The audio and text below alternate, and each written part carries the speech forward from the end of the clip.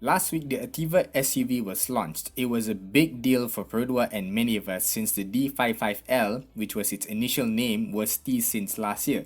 I attended the physical launch and saw the car in the metal. And now, amidst the busy booking of this new car, I am finally able to test it.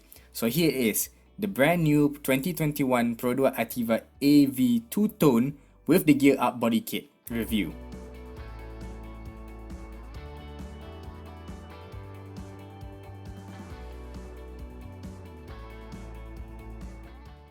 The Ativa is based on the Daihatsu Rocky, so there really isn't much to talk about design-wise, but there are differences particularly with the front and rear design. Perodua's take on the design has been well met by others, and I too think it looks good. It feels right at home and recognizable. This particular Ativa is the AV two-tone model with the LED lighting, ASC safety features, advanced lighting, and driving assist with adaptive cruise control, lane departure warning, and assist, and many more. This test unit also comes with the optional gear-up body kit, giving you a lower, sportier look, a longer rear spoiler, and this front bumper with the gigi thing and those two bumper lights, which does look cool. Personally, I'm not a huge body kit fan, but if I were to get this for whatever reason, it is because of those lights on the bumper. Besides the body kit, this test drive unit is packed with a lot of gear-up options from wind deflectors, boot scuff plate, trays and such. Gear Up offers quite a number of exterior touch-ups and chrome bits to make your car more personal. Overall, the design of the Ativa is good. It's a bit more boxy than the Myvi and a bit taller with those bigger wheels, but it definitely has that Perodua recognizable face.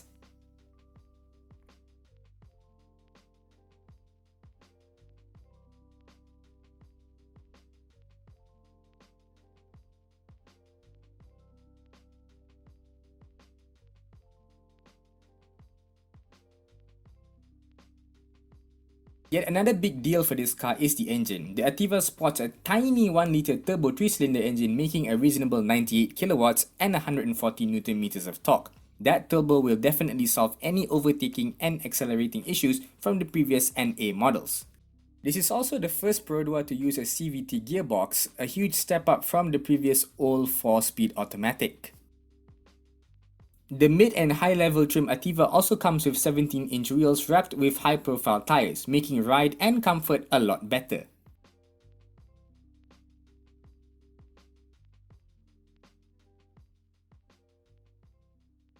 Now it's time to take a look inside.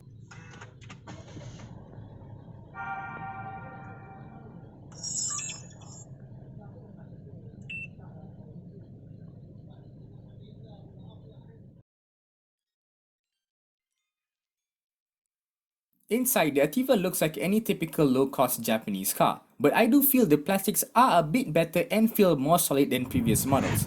It feels pretty much the same as the Vios. One thing I like for some reason are these air vents. They're stiff and they look like they can last for a very long time. Perhaps why the interior is a step up is because it features these cool patterns throughout the dash. Furthermore, the AV model gets red trim around some parts of the interior.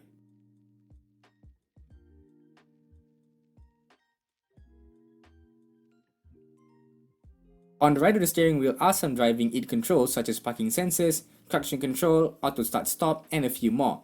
Despite being the AV, you are left with quite a few blank switches, but these buttons do have a light to indicate, and they will also indicate on the gauge cluster. Another feature that I really love are these cup holders on the AC vents. They slide out smoothly and are a bit flexible so that bottles don't make too much noise.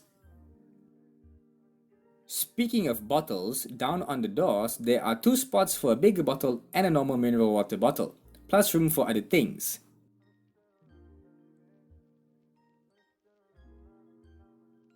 Moving down the center, you see that screen which we'll get into later. The middle AC vents with the hazard lights, the AC controls, and the engine start button. Some storage, the gear lever, the lock-unlock button, a thinner storage area, and a manual handbrake. The center storage features a 12-volt power outlet, 2 USB ports, and a HDMI port. The storage itself is good enough to fit a decent-sized phone.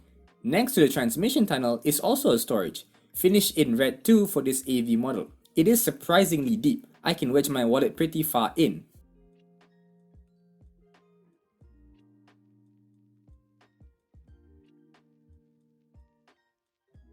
The CVT gearbox works like a normal straight pattern gear lever. Push it to the side and it goes into manual mode with 7 gears. It's wrapped and stitched in leather, and surrounding it is more of that dashboard pattern.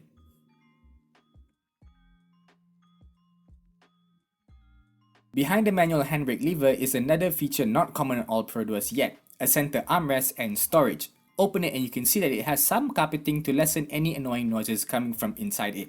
Space is quite decent too. I can fit in my wallet, a hand sanitizer, and you can easily fit cables, papers and such. The glove box also offers more space, quite large actually, easily fitting random things, even water bottles with still room to spare. This is also where you keep the owner's manual. Speaking of bottles again, I haven't shown you how a bottle fits here. So yeah, there you go, this is how it looks like. Free cooled water. There's also one more on the other side. Now, you should put a normal mineral bottle water here. I'm not sure if you can actually put a heavier one. On top is this neat seatbelt light, which lights up once someone is belted in. Moving to the steering wheel, on the right is where all your scrolling, trip and media settings are. This is where you can go through the gauge cluster and control the volume, while the buttons on the right are mainly for controlling the driving assist. The voice control feature is meant to be used with your phone, while the power button makes the car respond a bit faster. Now going to the best feature, the full digital gauge. Scrolling from left to right using the buttons on the wheel, you can access your fuel consumption, your adaptive cruise control setting, a clock, vehicle messages, and a very comprehensive setting. For a Perodua, I was very impressed with what things you could do or change with the car. You can change the brightness, time and date, which are pretty normal stuff.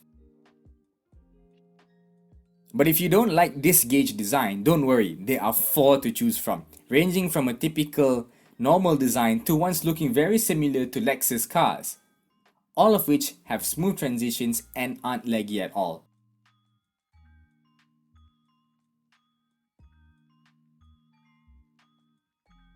Moving on to the display settings, you can set so many things to your choosing, such as the ability to turn off the opening display thing, which some people may find annoying. Other annoying things people could change are the buzzers. Head onto the settings and you can change a number of safety assist sounds to either be louder or quieter. Even the turn signals have choices.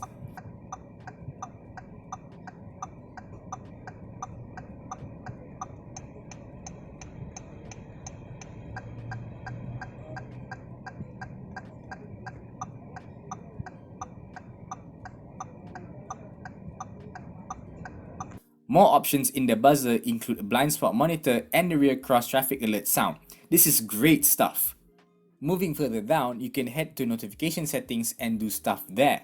Inside vehicle settings, you have the option to turn off some safety features for whatever reason. You can even change the blind spot monitor brightness. Heck, you can even change if you want the turn signals to flash 3 times or not. I mean, why would you not want to have that? But then again, it's personal preference for each individual. Maintenance settings allows you to set what parts need replacing by inputting the next odometer figure. You can reset after each change too. The same goes for oil deterioration. After pairing the infotainment screen with my phone, you can see a number of Bluetooth options. The keypad works fine and responds to your touch. Calling a specific contact is also easy, either by scrolling through your phone book or typing their name.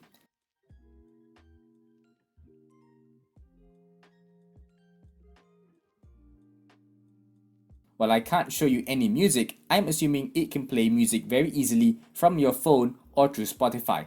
In the settings, there are a few options that you can change. Now we're really heading into the screen and its features. As you exit the clock, you are greeted with this rotary wheel that you can turn and swipe. The radio looks a bit similar to the previous AV spec Perodua radios, but everything works a lot smoother and easier with presets on the left and your tuning in the middle and the bottom. Strangely, there is no physical button to control the volume, not even on the screen's frame. Unfortunately, Perodua does not have Android Auto or Apple CarPlay. Instead, SmartLink for Android is the only option.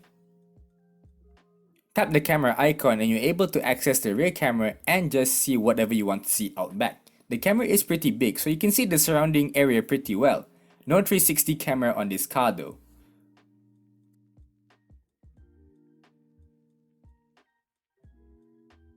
Heading to the settings, you can see a list of things to change depending on your preference. It even includes a few background designs to suit your taste.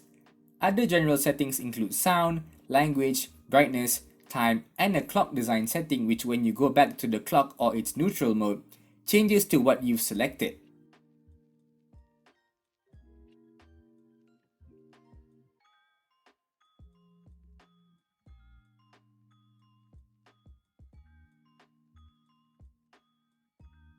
This particular one is my favorite. Going round back, while the Ativa is a tad bit shorter than the Myvi, legroom is not compromised at all. Someone my height can easily fit in the back. Even larger people too.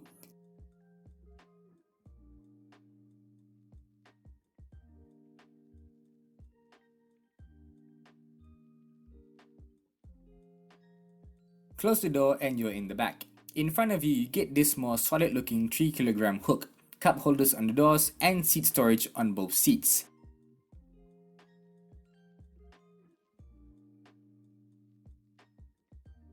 I think putting the hook here is a lot better than the ones hanging from the seat backs. Down below, you get 2 USB ports for charging. Also unique to the AV are these two-tone seats, which only come in red. But this isn't much of an issue since the color choice for the AV Ativa will match the seats. Open the boot and remember that the button is slightly off-centered and you get a good amount of luggage space. And this tray if you opt for the gear up package. Now filming with one hand is hard and the tray was actually blocking me from lifting up the boot. But as you know from my launch video, there is a full-size spare wheel under the boot. Unlock the seats with this lever and it folds down in a 60-40 split for more cargo space, though with a bit of a lip between the seats and the boot area, but it's nothing too hard for you to push something long inside the car.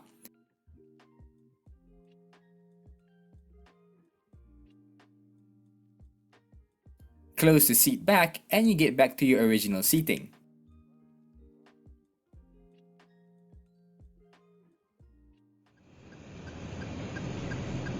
1.0 turbo kan. Oh okey dah rasa sikit dia punya pick up dia. Betul lah, memang rasa tinggi katanya daripada Myvi, daripada yang lain lah. Mungkin arus lah. Rasanya tinggi sama dengan tinggi dengan arus kot rasanya. Dia lebih kurang, dia tinggi sikit lah. Dia arus ni lebih tinggi sebab dia macam lah. ni dia badan betul. dia. Yang ni pun rasa, memang betul rasa bawa macam ni. Tapi actually sebenarnya untuk besar dia, Myvi lagi besar sikit je lah daripada Ativa ni. Tapi dari segi tinggi dan panjang, kereta ni lagi tinggi lah. Sebab dia kan macam ni sikit kan, macam betul. Kotak sikit kan. Tapi walaupun rasa besar atau memang ikut dimension dia besar, still kecil lah kereta ni, kecil dan senang bawa ni. Kita orang sekarang dalam jalan kecil, tak ada masalah pun. Okey je, and meter gauge semua smooth, tak ada lag. Tekan minyak memang RPM akan naik macam tu, smooth. Steering pun nice, ini pun nice. Oh ini cruise control tentu rasanya sekarang tak boleh buka aku ni. Tak boleh buka. Dia function semua bila atas jalan kan. Atas jalan and then kita punya kelajuan lebih daripada 35 km lah per hour. 35 km.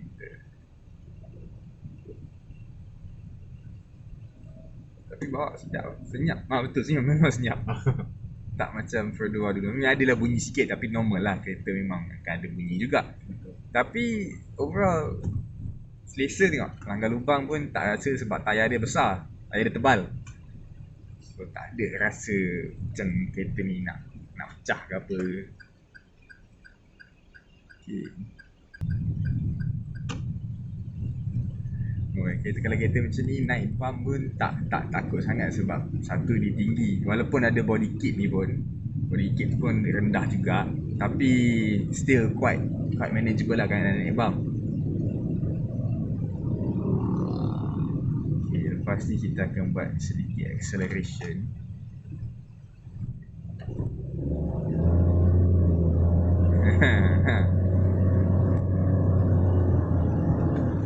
Okay, 1.0 turbo nampak? 1.0 turbo. Okay. Kalau orang yang pernah bawa 1.0 Perodua lain, memang orang akan tahu dia tak responsif dan dia biasalah lembab. 1.0 kecil kan. Jadi bila ada turbo ni memang lain lah, memang ada pick up tu, memang rasa. Jadi so far so good lah, kereta town car. Jadi kita ni power pun tak adalah, bukannya benda nombor satu untuk kita nak ni. So 1.0 ni cukup and cukup powerful. Oh okay, itu bunyi blind spot monitor. Okay, so blind spot monitor dia bunyi macam tu kalau dengar tadi. So dia not as annoying as a few other cars. Macam setengah kereta dia bunyi dia sangat kuat. Yang ni kira nice jugalah bunyi dia. Nak turbo tu. Okay, betul memang akan rasa pick up tu. So overtaking orang atas highway no problem lah, takkan jadi isu yang besar. Okay, tu bunyi dia. Bunyi blind spot dia. Kalau Vios punya, oh dia punya bising dia. Okay, quite responsive lah Perodua punya blind spot monitoring system. So dia akan tahu and they can beat dekat dekat side mirror tu. Okay, sekarang kita dah atas highway dan kita tekan cruise control. Okay, ACC ready, please pay attention to other vehicles. Okay, at the moment now.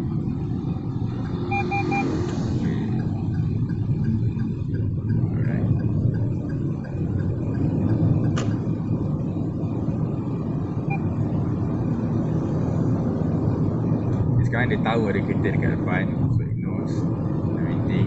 Kita boleh set dia punya distance. Okay, so dia kan.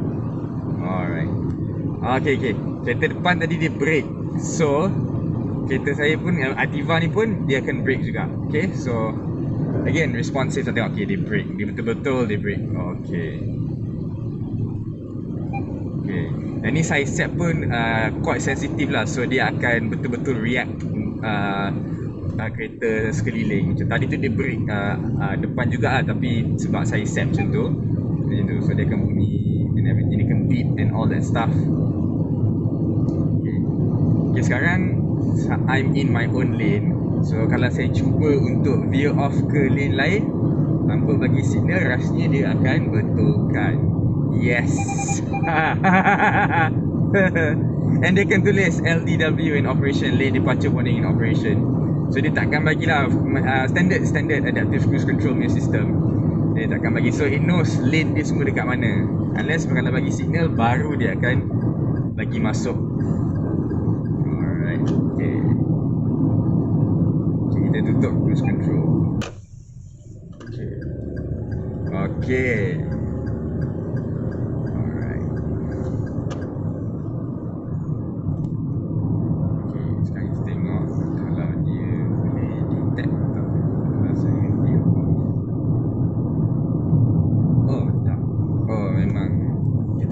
Sebab line ni tak nampak dengan jelas. Okay, baru ada. Okay, so susah jugalah sebab Malaysia banyak lane yang tak nampak. Tapi macam sekarang ni, sekarang ada lane, dia dah tahu ada lane. So kita bagi kereta ni lalu dulu. Sebablah. Alamak, okay. Boleh.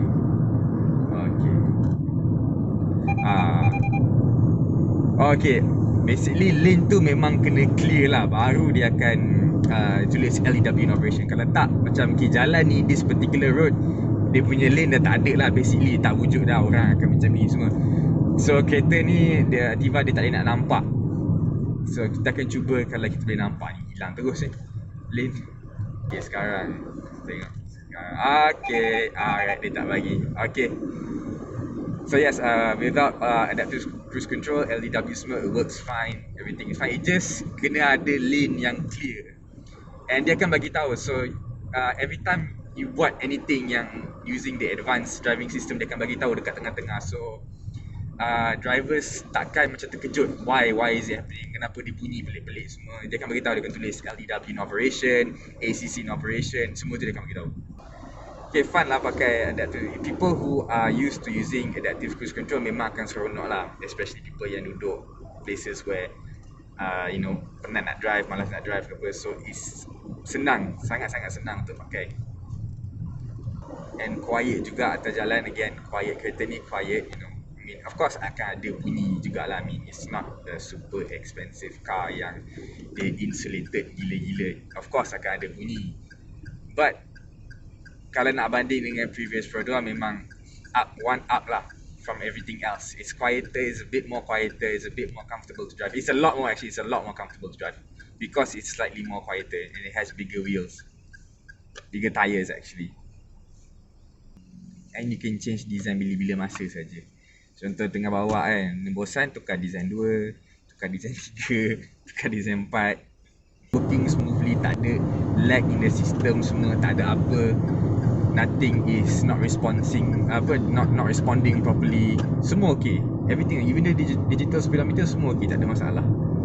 Yang paling saya terkejut actually dia punya RPM nya meter lah. It's very very smooth actually. Kita akan reverse park kereta ni. Let's see how good the camera is. Okay. Right. Okay, dia bunyi macam lori. Okay. Also camera also smooth. I mean,